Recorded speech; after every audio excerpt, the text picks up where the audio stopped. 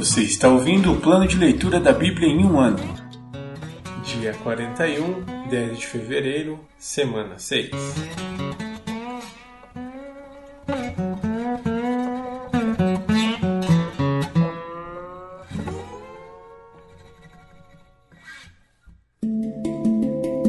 Novo Testamento. Livro de Hebreus, capítulo 7. Esse Melquisedeque era rei de Salém e também sacerdote do Deus Altíssimo. Quando Abraão regressava para casa, depois de derrotar os reis, Melquisedeque foi ao seu encontro e o abençoou.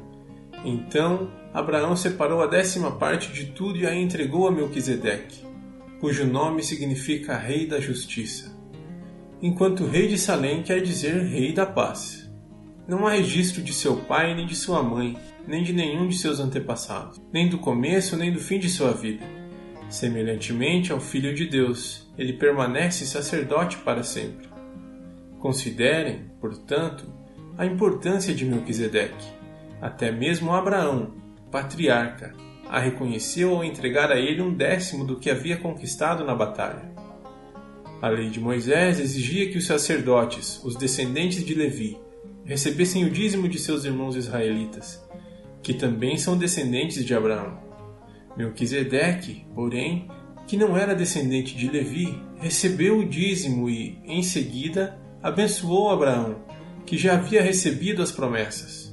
Sem dúvida, quem tem poder para abençoar é superior a quem é abençoado. Os sacerdotes que recebem os dízimos são homens mortais. A respeito de Melquisedeque, no entanto, é dito que ele continua vivo. Além disso, pode-se dizer que os levitas, que recebem o dízimo, também o entregaram por meio de Abraão.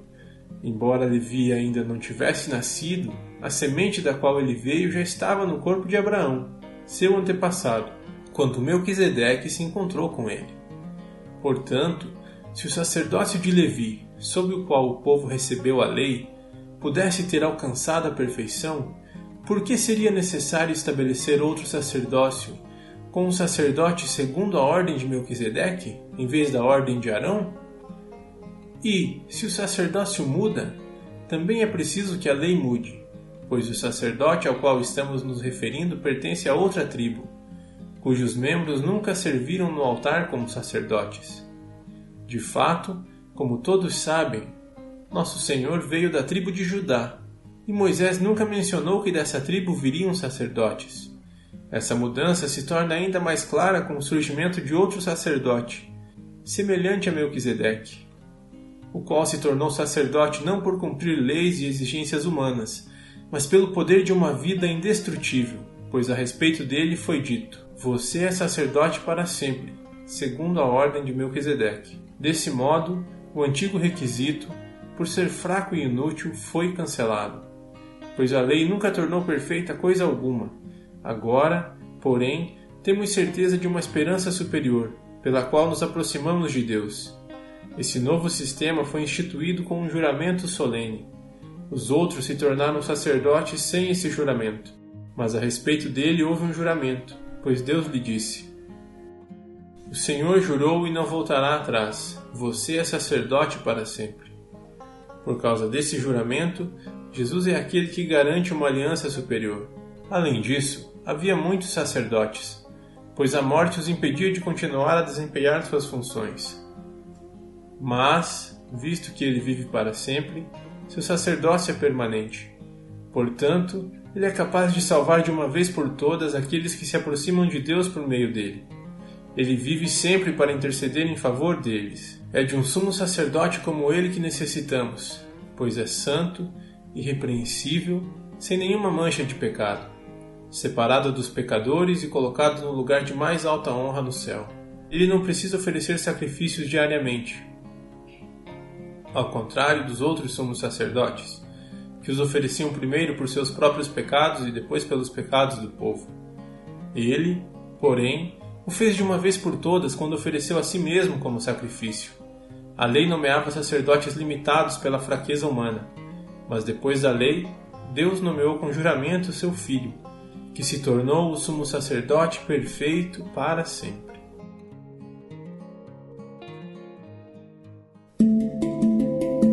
Antigo Testamento, Pentateuco ou Torá.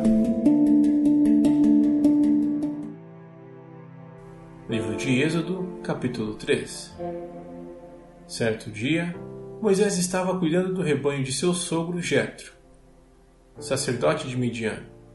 Ele levou o rebanho para o deserto e chegou ao Sinai, o monte de Deus.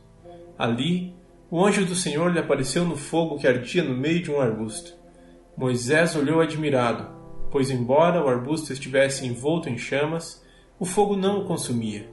Que coisa espantosa, pensou ele. Por que o fogo não consome o arbusto? Preciso ver isso de perto. Quando o Senhor viu Moisés se aproximar para observar melhor, Deus o chamou do meio do arbusto. Moisés, Moisés! Aqui estou, respondeu ele. Não se aproxime mais, o Senhor advertiu. Tire as sandálias, pois você está pisando em terra santa. Eu sou o Deus de seu pai, o Deus de Abraão, o Deus de Isaque e o Deus de Jacó.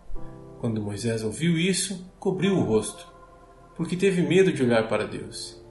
Então o Senhor lhe disse: Por certo, tenho visto a opressão do meu povo no Egito. Tenho ouvido seu clamor por causa de seus capatazes. Sei bem quanto eles têm sofrido. Por isso, desci para libertá-los do poder dos egípcios e levá-los do Egito a uma terra fértil e espaçosa. É uma terra que produz leite e mel com fartura, onde hoje habitam os cananeus, os hititas, os amorreus, os ferezeus, os heveus e os jebuseus.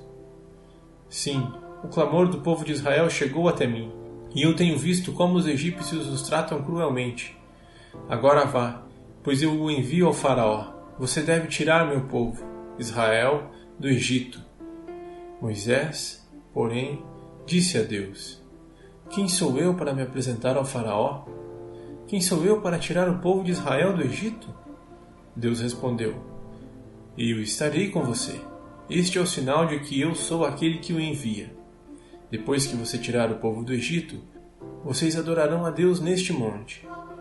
Moisés disse a Deus: Se eu for aos israelitas e lhes disser: O Deus de seus antepassados me enviou a vocês, eles perguntarão: Qual é o nome dele? O que devo dizer? Deus respondeu a Moisés: Eu sou o que sou. Diga ao povo de Israel: Eu sou, me enviou a vocês. Deus também instruiu Moisés: Diga ao povo de Israel: Javé, o Deus de seus antepassados, o Deus de Abraão, o Deus de Isaque e o Deus de Jacó me enviou a vocês. Esse é o meu nome para sempre, o nome pelo qual serei lembrado de geração em geração. Agora vá e reúna os líderes de Israel.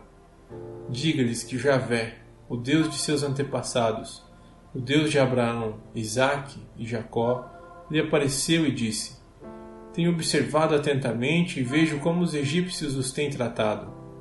Prometi libertá-los da opressão no Egito e levá-los a uma terra que produz leite e mel com fartura, onde hoje habitam os cananeus, os hititas, os amorreus, os ferezeus, os heveus e os jebuseus. Os líderes de Israel aceitarão sua mensagem. Em seguida, você e eles se apresentarão ao rei do Egito e lhe dirão: O Senhor, o Deus dos Hebreus, veio ao nosso encontro. Agora, pedimos que nos permita fazer uma viagem de 3 dias ao deserto para oferecermos sacrifícios ao Senhor, nosso Deus. Eu sei que o rei do Egito não os deixará ir, a não ser que uma mão poderosa o force. Por isso, levantarei minha mão e ferirei os egípcios com todo tipo de milagres que farei no meio deles. Então, por fim, o faraó os deixará ir. Farei que os egípcios sejam bondosos com os israelitas, e assim vocês não sairão do Egito de mãos vazias. Toda mulher israelita pedirá de suas vizinhas egípcias e das mulheres que as visitam artigos de ouro e prata e roupas caras, com as quais vestirão seus filhos e suas filhas. Desse modo, vocês tomarão para si as riquezas dos egípcios. Livro de Êxodo, capítulo 4. Moisés respondeu: E se não acreditarem em mim ou não quiserem me ouvir? E se disserem: O Senhor nunca lhe pareceu? Então o Senhor lhe perguntou: O que você tem na mão? Uma vara, respondeu Moisés. Jogue-a no chão, disse o Senhor. Moisés jogou a vara no chão, e ela se transformou numa serpente. Moisés fugia dela, mas o Senhor lhe disse: estenda a mão e pegue-a pela cauda. Moisés estendeu a mão e pegou a serpente, e ela voltou a ser uma vara. Então o Senhor lhe disse: faça esse sinal e eles acreditarão que o Senhor, o Deus de seus antepassados, o Deus de Abraão, o Deus de Isaque e o Deus de Jacó, de fato lhe apareceu. O Senhor também disse a Moisés: agora, coloque a mão dentro do seu manto. Moisés colocou a mão dentro do manto e, quando a tirou, ela estava com lepra, branca como neve. Coloque a mão dentro do manto outra vez, disse o Senhor.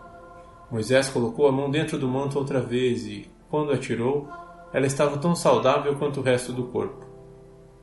Disse ainda: se eles não acreditarem em você e não se deixarem convencer pelo primeiro sinal, serão convencidos pelo segundo. E, se não acreditarem em você nem o ouvirem depois desses 2 sinais, tire um pouco de água do rio Nilo e derrame-a sobre a terra seca. Quando o fizer, a água do Nilo se transformará em sangue na terra. Moisés, porém, disse ao Senhor: ó Senhor, não tenho facilidade para falar, nem antes, nem agora que falaste com teu servo. Não consigo me expressar e me atrapalho com as palavras. O Senhor perguntou a Moisés: quem forma a boca do ser humano? Quem torna o homem mudo ou surdo? Quem o torna cego ou o faz ver? Por acaso não sou eu, o Senhor? Agora vá, eu estarei com você quando falar e o instruirei a respeito do que deve dizer. Por favor, Senhor, suplicou Moisés, envia qualquer outra pessoa. Então o Senhor se irou com Moisés e lhe disse: e quanto a seu irmão Arão, o levita? Sei que ele fala bem. Veja, ele está vindo ao seu encontro e se alegrará em vê-lo. Fale com ele e diga as palavras que ele deve transmitir. Estarei com vocês 2 quando falarem e os instruirei a respeito do que devem fazer. Arão falará por você diante do povo. Ele será seu porta-voz, e você será como Deus para ele. Leve com você a vara e use-a para realizar os sinais que eu lhe mostrei. Moisés voltou à casa de Jetro, seu sogro, e lhe disse: por favor, permita-me voltar ao Egito para procurar meus parentes. Nem sei se ainda vivem. Vá em paz, respondeu Jetro.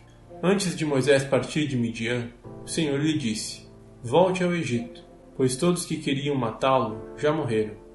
Então Moisés tomou sua mulher e seus filhos, montou-os num jumento e voltou para a terra do Egito. Levava na mão a vara de Deus. O Senhor disse a Moisés: quando chegar ao Egito, apresente-se ao faraó e faça todos os milagres para os quais eu o capacitei. Contudo, endurecerei o coração dele, para que se recuse a deixar o povo sair. Você dirá ao faraó: assim diz o Senhor, Israel é meu filho mais velho. Ordenei que você deixasse meu filho sair para me adorar. Mas, uma vez que você se recusou, matarei seu filho mais velho. No caminho para o Egito, no lugar onde Moisés e sua família haviam parado a fim de passar a noite, o Senhor o confrontou e estava prestes a matá-lo. Mas Zípora pegou uma faca de pedra e circuncidou seu filho. Com o prepúcio, tocou os pés de Moisés e lhe disse: agora você é para mim um marido de sangue. Quando disse um marido de sangue, estava se referindo à circuncisão. Depois disso, o Senhor deixou Moisés. O Senhor tinha dito a Arão: vá ao deserto, ao encontro de Moisés. Arão foi. Encontrou Moisés no monte de Deus e o saudou com um beijo. Moisés contou a Arão tudo o que o Senhor havia ordenado que ele dissesse e falou também sobre os sinais que deveria realizar. Então Moisés e Arão voltaram ao Egito e convocaram uma reunião com todos os líderes de Israel. Arão lhes comunicou tudo o que o Senhor tinha dito a Moisés, que realizou os sinais diante deles. O povo de Israel se convenceu de que o Senhor tinha enviado Moisés e Arão. Quando ouviram que o Senhor se preocupava com eles e tinha visto seu sofrimento, prostraram-se e o adoraram.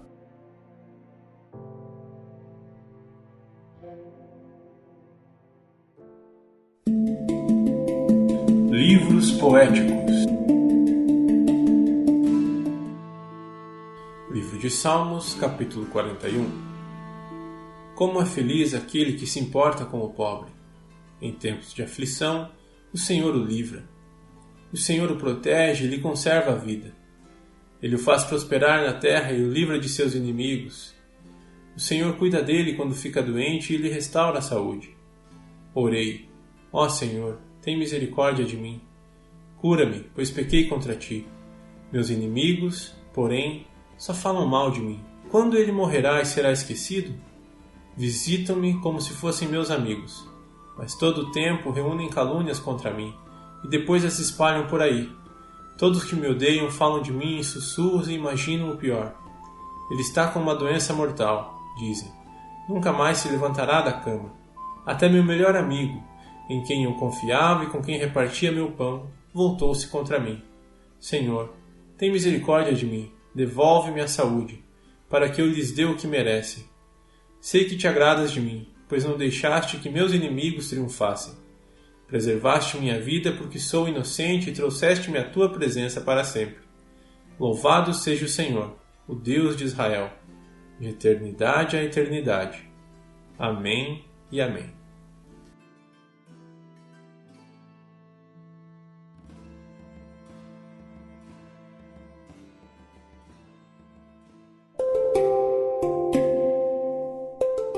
Versículo da semana.